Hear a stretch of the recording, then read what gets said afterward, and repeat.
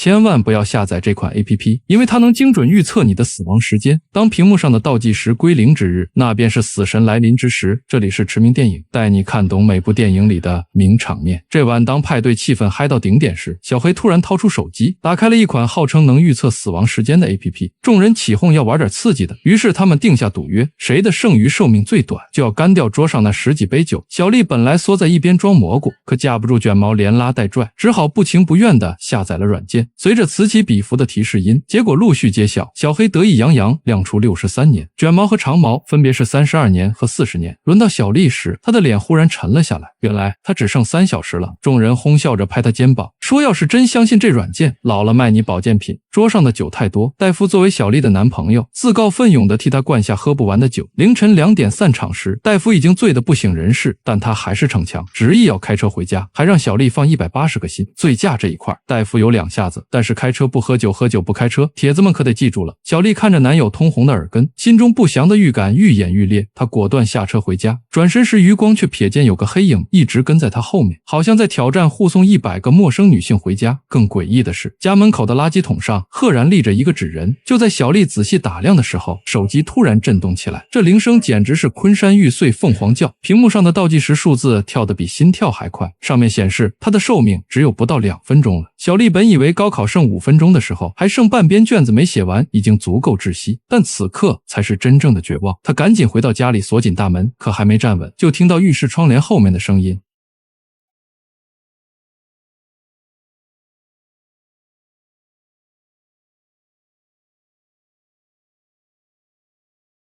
小丽从高空坠落的那一刻，手机上的倒计时刚好归零。与此同时，戴夫的车子失控冲出公路，一头栽进路旁的树林里，车身扭曲变形，挡风玻璃碎成蛛网，他的额头被划开一道血口，但所幸八字比铁还硬，但估计这次祖先也是在底下把人情求遍了。然而副驾驶的位置却被一根断裂的树干直接贯穿，如果小丽当时没有下车，现在恐怕已经被钉死在了座椅上。可惜无论怎么逃，漂亮的小丽还是早早就下线了，甚至恶魔还给她体贴的上了双保险。第二天，医院的白炽灯照得人头晕目眩，戴夫躺在病床上，他还有10几个小时就要做手术了。护士奎恩见他脸色惨白，便轻声询问情况。戴夫声音发颤，说起了那款诡异的死亡预测软件以及小丽昨晚的遭遇。更可怕的是，他现在也只剩下10几个小时了。奎恩听完笑了笑，安慰他这不过是无聊程序员搞的恶作剧，让他别太紧张。可当手术时间临近，戴夫的情绪突然崩溃，他无意间瞥见走廊的玻璃窗上浮现一道黑影，像是一张模糊的人脸。他猛地回头，身后却空无一人。然而下一秒，玻璃砰的炸裂，吓得他连滚带爬冲进楼梯间，死死关上门。突然门外传来急促的敲门声，戴夫慌张后退，没想到此时楼梯间所有灯光都熄灭了，黑暗瞬间吞没了一切。戴夫颤抖着掏出手机，刺眼的倒计时赫然显示着还剩1分30秒，他的呼吸几乎停滞，拼命推门，门却纹丝不动。恍惚间，似乎有人推开了防火门，他屏住呼吸四处打量，突然一个黑影嗖的一下窜了上来，脚步声一步步逼近，戴夫的心脏狂跳，几乎要冲破胸腔。他死死盯着楼梯拐角，握紧手机，冷汗浸透了病号服。然而那脚步声却诡异的从他头顶传来，他猛地抬头，手机灯光照向高处，小丽正站在那里，面无表情的看着他。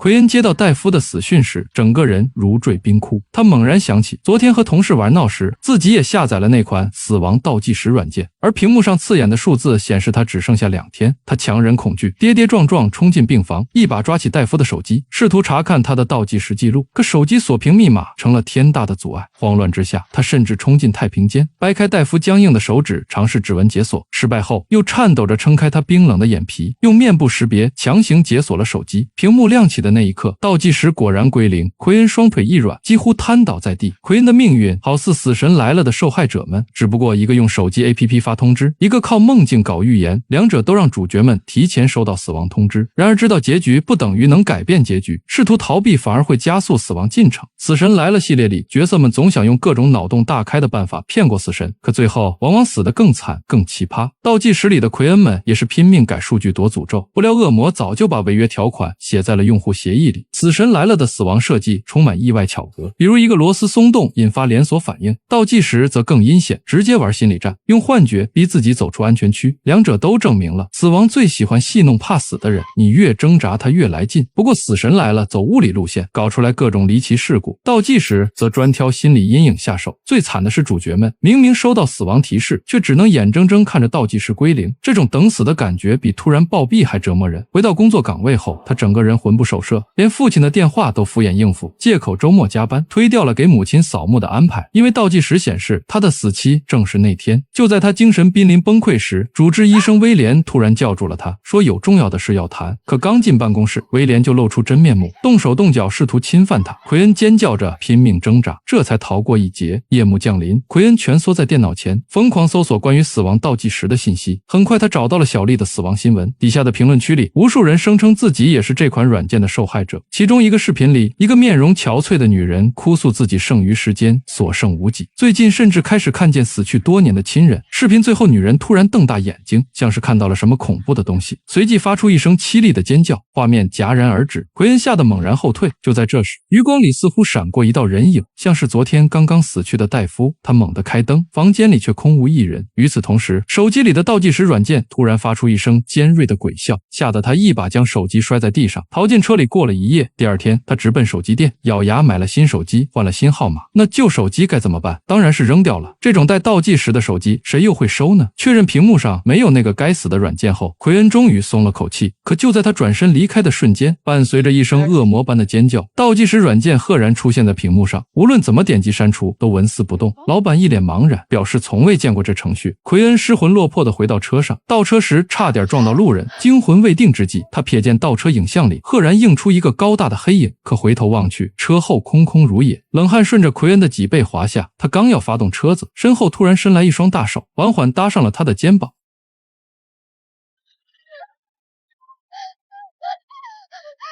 那男人骂骂咧咧地拽着奎恩的衣领，指着自己雷克萨斯的刮痕不依不饶。就在他扬起拳头时，马特从手机店冲了出来，警告他不要对奎恩动手，否则自己会让他好看。接着马特拿出一叠钞票打发走了男人，还亮出了自己的手机，问奎恩是不是也收到了这个东西。两人交换了一个心照不宣的眼神，同样都是倒计时的受害者，他们都发现了诡异之处。为什么有些人能活到100岁，而他们却被判了死刑？除此之外，他们两个都收到了倒计时的提示，说他们违反了用户协议，也就是每个软件在注册时让用户点击同意的条款，而条款里面的内容他们两个当时都没有仔细看。为了搞明白这其中的原因，他们拦住一个醉汉，诱使他下载软件。就在醉汉即将点击同意时，两人抢过手机，果然协议里藏着恶魔的霸王条款，用户应接受其命运的条款，不能使用倒计时提供的信息来改变自己的命运，否则都将视为违反约定，恶魔会强行过来收走你的灵魂。现在你在注册新账号时还敢不看用户条款吗？恶魔的卖身契就是这种藏在犄角旮旯的文字陷阱，如果不仔细阅读每一条合同条款，只怕最后成为了被奴役的包身工。同样是按契约行事，《电锯惊魂》则充满了机械和冷酷，而午夜福音式的因果报应在这里也能玩出新花样。这种规则类恐怖最妙的地方在于，恶魔会严格执行每一条约定，但最讽刺的是，当角色终于读懂游戏规则时，往往已经深陷死局。这种慢慢收网的窒息感，比直接跳出来吓人高级多了。马特想起自己退掉的火车票，奎恩则惊觉自己取消了全家出行计划。他们都在无意中试图改变命运，因此招来了恶魔。驱魔这种事儿还得找专业的人来做，于是他俩赶紧来到一座教堂。教堂里，老神父听完讲述后沉吟了一下，接着讲述了一个中世纪王子的故事。一位年轻的王子被老国王叫到前线去鼓舞士气，王子害怕自己会在这场战争中去世，到时候王位被自己的弟弟夺去，于是他找到了一位吉普赛女人，问他自己会不会在这场战争中活下来。那女人没有说话，递给了王子一张带数字的纸条，而纸条显示他3天后就会死亡，刚好就是那场战争的时间。吉普赛女人警告王子，不能用这纸条去救你自己。王子表面上同意了，但他转手就把纸条递给了自己弟弟，让弟弟代替自己去打了这场仗。庆幸的是，他老弟活了下来，赢得了战争。同时，一个叫奥丁的恶魔就找上了这王子，折磨了他几天之后，在倒计时归零的那一刻把王子给杀了。两人的心沉到了谷底，死亡好像已经变成了板上钉钉的事，但神父还是有办法，他要奎恩·马特找来软件的代码，看看里面会不会藏着什么玄机。夜幕降临，手机店老板原本要正常下班，但此时他被银行卡里的数字狠狠震撼，手指在键盘上飞舞。不一会儿，屏幕上跳出大段代码，第一页是一段看不懂的拉丁文，奎恩就赶紧用手机拍了下来，而后面则跟着密密麻麻的姓名与倒计时。奎恩赫然发现妹妹的名字也在其中，时间也是所剩无几。老板迅速修改了所有数据，妹妹手机上的数字也变成了86年。两人长舒一口气，以为危机解除了。这一晚，奎恩主动邀请马特到他家留宿，两个人在诉说彼此的心事之后相拥而睡了。时间到了后半夜，卧室的顶灯闪烁了几下后突然熄灭，奎恩紧跟着惊醒，但感受到马特温热的胸膛，他又不由得松了口气。突然，他瞥见房门外一个模糊的影子闪过，他赶紧呼喊着旁边的马特，但没想到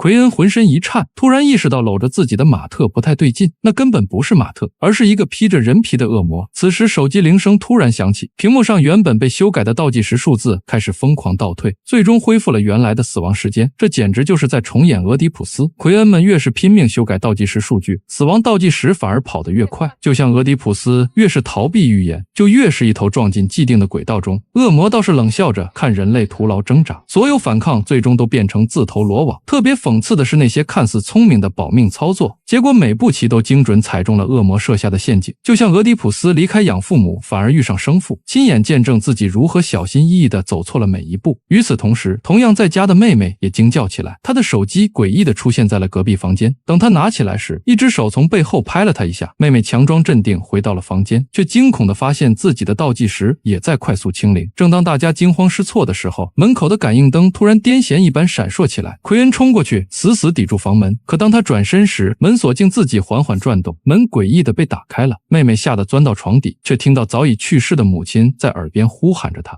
Jordan, where's your sister?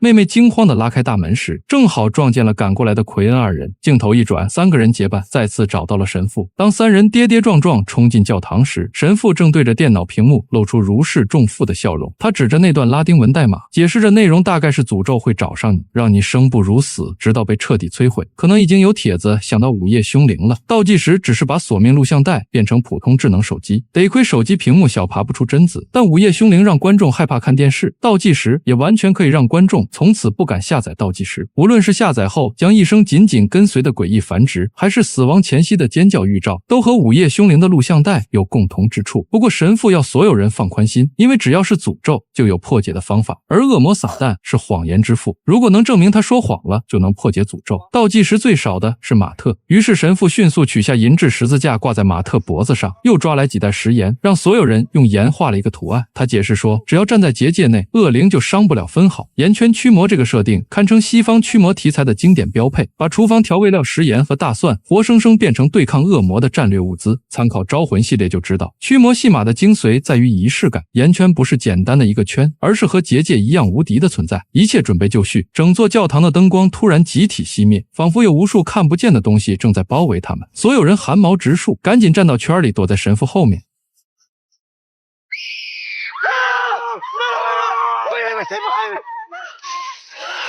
恶魔见自己进不到圆圈内，就搞起了法术攻击。只见马特突然僵在原地，他眼前的教堂消失了，一只恐龙玩具正歪歪扭扭向他爬来。紧接着一个声音朝他发出了提问，那个声音是马特死去多年的老弟。马特浑身发抖，因为他弟当时身患重病，爸妈的目光和关爱都投向了他那边。在一个晚上，马特偷走了他弟弟的玩具，而刚好他弟在这晚也死掉了，这也成为了他一辈子的心结。马特崩溃地解释着，全然不知左脚已经踩出了圆圈。刹那间，所有幻象烟消云散，取而代之的是恶魔得逞的脸。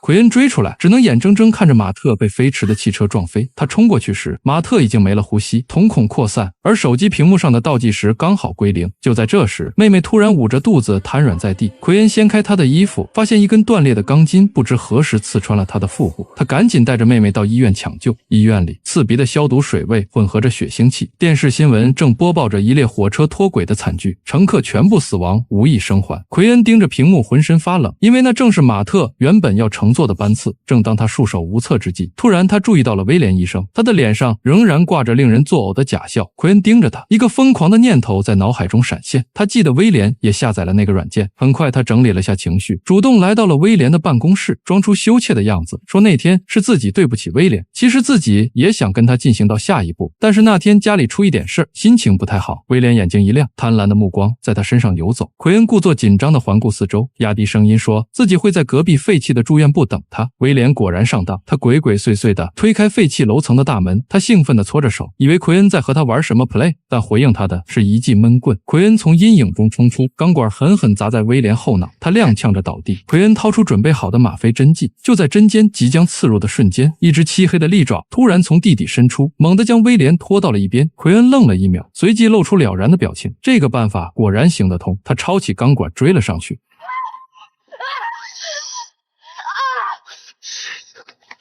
就在妹妹的倒计时即将归零的瞬间，他惊恐地看着无数黑影突然渗出，一只巨手掐住他的脖子，把他扔出了房间。就在这千钧一发之际，他捡起那只吗啡针剂，毫不犹豫地对准自己的静脉。既然恶魔要靠倒计时收割生命，那他就用提前死亡打破这个死亡链条。恶魔显然没料到这一招，就像希腊众神常常被凡人的决绝震惊。奎恩的行动证明，真正的悲剧英雄不是死于逃避，而是死于直面，是死于知道一经落万物生以后的自我牺牲。恶魔这下子是真的慌了，整个医院走廊瞬间扭曲变形。奎恩眼前的景象突然变了，日思夜想的妈妈出现在了他面前。正当恶魔以为奎恩被感化的时候，他毫不犹豫地把针头狠狠扎进手臂。当奎恩倒下去的那一刻，恶魔也无能为力，只能垂死挣扎，紧接着就化成一道灰烬消失了。这边妹妹虽然活了下来，但她心痛的要死，赶紧爬过去抱起姐姐查看她的情况。就在奎恩瞳孔开始扩散的瞬间，妹妹突然发现她手臂上写着纳洛酮，是一种能中和吗啡的一种解药。她发疯似的翻找奎恩的口袋，果然摸出一支预充式纳洛酮注射器，她就赶紧给姐姐打了一针，把奎恩从死亡边缘给拉了回来。游走了几千年的恶魔始终没有想到自己会败在了21世纪化学科技之下。倒计时里的恶魔条款堪称21世纪的浮士德交易，把生死买卖包装成用户协议，让每个点击同意的人都成了现代浮士德。恶魔没有举着羊皮纸出现，而是把契约藏在 APP 那永远没人看的用户条款里。最讽刺的是，主角们注册时随手划过，根本没意识到自己签了卖身契。鬼妈妈里用纽扣眼睛象征被控制的灵魂，而倒计时里每个下载 app 的手机都锁住了一个灵魂。但恶魔显然没有预料到人类的自我牺牲精神以及现代科技的发展速度。奎恩最后的自我牺牲看似认命，实则破局，用21世纪的针管完成了古希腊式的英雄悲剧。恶魔算准人类会害怕死亡，可没料到有人敢提前赴死。这部电影最恐怖的不是跳下镜头，而是散场后再一次注册新 APP。 谁知道那个没仔细看的用户协议里是不是也藏着卖身条款？不是所有电影都有现实的结局，但是每场恐惧都有真实的源头。我是驰明，我们下一部电影再见。